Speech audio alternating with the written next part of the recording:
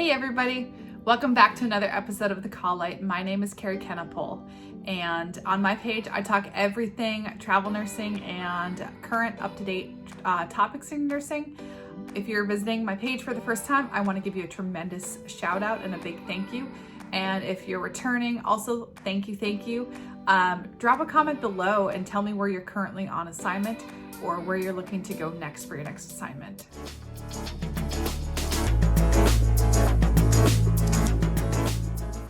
So if you were to take a surface approach and look at travel nursing, it seems pretty easy, right? You're a nurse, you travel around, you go to different hospitals, you get paid every week. Sounds like a freaking cinch.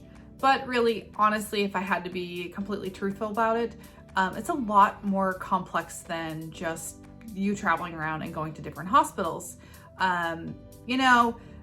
Taxes differ from state to state. Onboarding processes differ from agency to agency depending on who you're working with. And honestly, there's a ton of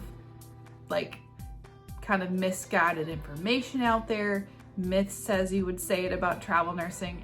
So as a current traveler, I get asked a ton of questions through Instagram DMs and through Facebook Messenger, people who are looking into travel nursing, and they're like, hey, I heard such and such thing about travel nursing. Is it true? And I'm like, no, it's not true. It's so not true. So I don't know where these myths are coming from or this misinformation, but I want to debunk some of the top 5 or 6 myths surrounding travel nursing. So I'm gonna go ahead and preface this with, not everyone has the same exact experience. I am just solely going based on what I have learned as a travel nurse. And if you've had a different experience, I totally welcome you to drop a comment below and tell me if I'm misguided myself, because I'm not perfect. But myth 1, you only qualify for tax-free stipends if you're 50 miles away from home. If you've been thinking about travel nursing, you've likely heard the 50-mile rule, which in a nutshell means that the IRS allows businesses to pay out expenditures such as meals, lodging, incidentals if they are going to be incurred while traveling away from home to meet the demands for the job. Well, 50 miles away from home is what the IRS uses as their reimbursement policy. So a lot of travel companies follow that same policy. But when it comes down to it, that's not really a factual thing. No such thing exists as a 50-mile rule. So there are a couple of reasons why this myth continues to circulate around. Number 1, certain hospitals have their own distance rules. That helps differentiate somebody who's a per diem nurse to somebody who's looking at coming in as a travel nurse. So for example, if you are a traveler, you live 55 miles away from a hospital and you're looking at working there, the facility has every right to say, nope, we're not gonna hire you, because they may have per diem nurses who work, 2, 3, 4 shifts, whatever the per diem laws are at that facility. They may have somebody who's per diem who lives 65, 70 miles away. You just never know. So at the end of the day, you have to meet the specific facility, their distance requirement in order to take a job with them or to take a travel assignment with them. The second one is that some agencies maintain their own internal rule about their own internal rule, 50-mile rule. Which basically means that they kind of do the same thing as a facility, and they say, we're not going to allow any nurse to take a job within 50 miles, 60 miles, 70 miles, whatever, from their permanent home, just to help to avoid any confusion or to go, the worst thing that could happen is that you go through all this process and you're trying to get a job that's kind of like a local travel assignment, and you end up getting turned down from the facility because you're too close to home. And that's a lot of work that your travel agencies put in on their end for you to get turned down and not get offered the job at the end of the day.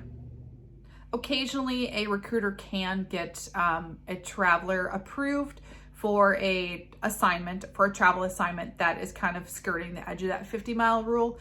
I'd say that's seen more often, recruiters who push to get approval for somebody who is not sure they want to completely jump into travel nursing, or they're a little nervous about it, or they have a family that they want to stay close to, or they just don't feel comfortable completely going out of state yet. But it does happen. It's just a lot more rare circumstances than to just take something much further away than 50 miles from your home. So the takeaway tip, the 50-mile rule, it's not actually a thing. But in order to receive the tax-free stipends, keep in mind that you have to be approved by both your travel agency and whatever facility that you're trying to get in with. If you are kind of on the edge of that 50-mile range, you have to get approval from both in order to be accepted for your contract. So the second myth is that nurses can work for $10 an hour. Well, what nurse would work for $10 an hour in their right mind? Honestly, it really just depends on your entire pay package, what your stipends look like, what your hourly rate looks like. I would say I personally would never take a job, even if I made an absurd stipend every single week. I really don't think I would ever take a travel contract that only made $10 an hour. A lot of agencies will offer a lower hourly rate, but that's so that they can load up your tax-free stipends on the back end and make those look a little more appealing, a little more juicy. There are definitely pros and cons to taking a higher hourly or a lower hourly with a higher stipend. It just depends on what you're looking to take home at the end of the week, what your gross pay is, what your net pay is, what your specific financial picture looks like. So one of the benefits an agency gets from paying a lower hourly rate is that they end up not having to pay higher payroll taxes if they're paying out lower taxable income to their travelers.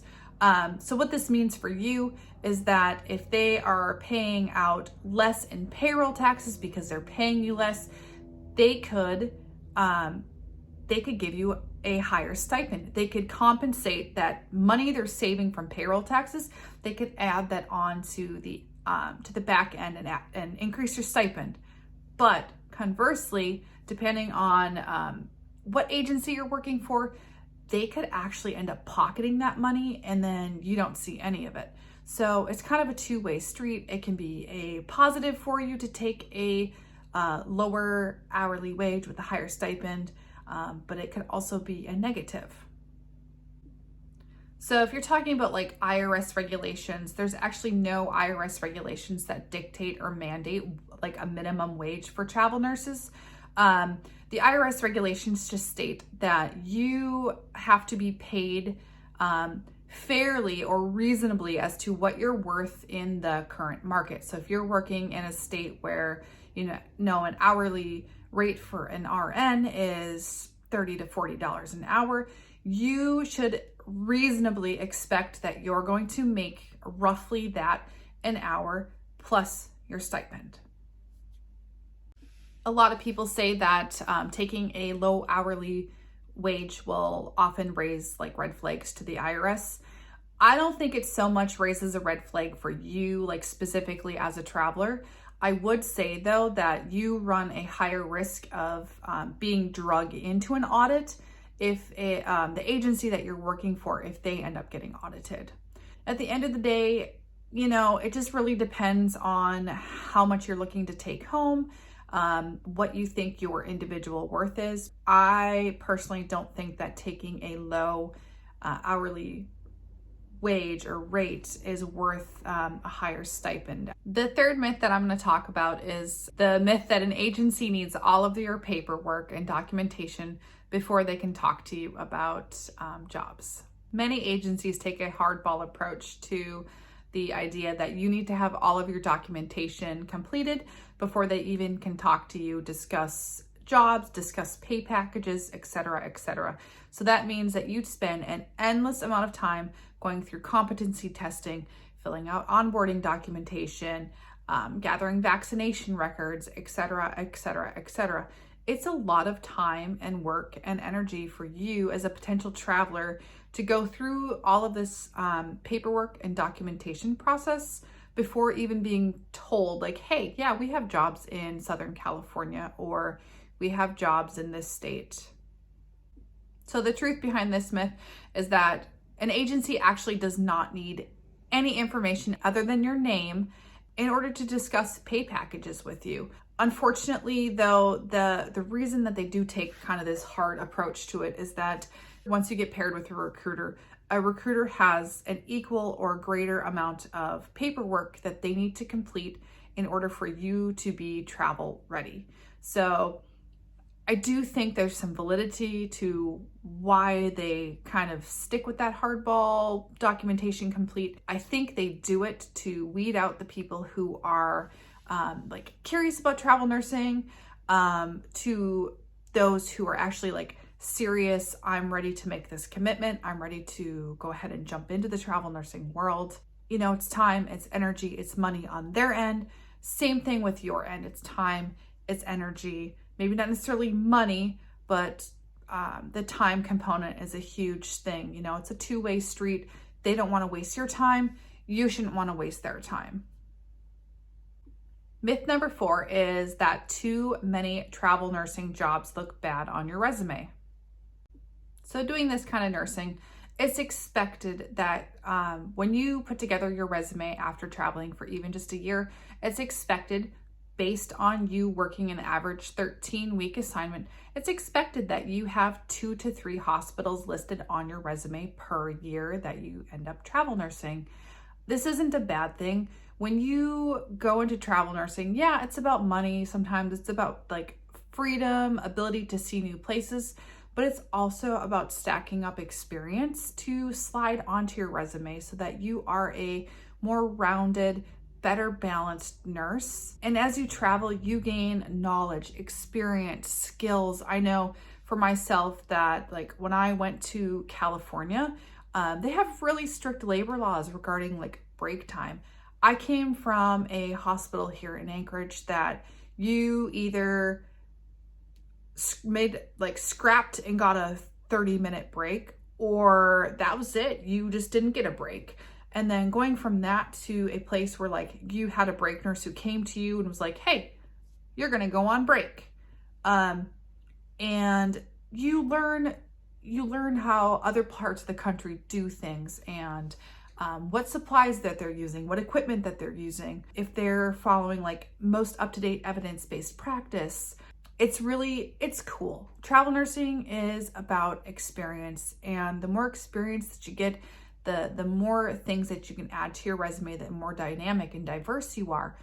If you're looking at transitioning back into a staff job after travel nursing, who wouldn't want a nurse who, yeah, they may have been to 6, 7, 8 different hospitals, but who wouldn't want a nurse who has the capability of going to a new hospital, having minimal orientation? They are able to just like hit the ground running and function and fly independently. Who wouldn't want that kind of diversity and that kind of strong nurse to add to their staff? Myth number 5 is that travel nurses have to move every 13 weeks after their contract is up. A typical travel contract is 13 weeks long.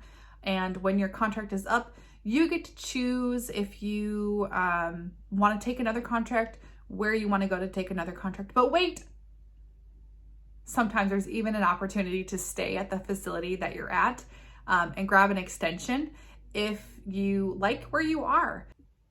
I actually did a travel contract in Northern California outside of Sacramento, and I ended up staying there for a total of 6 months.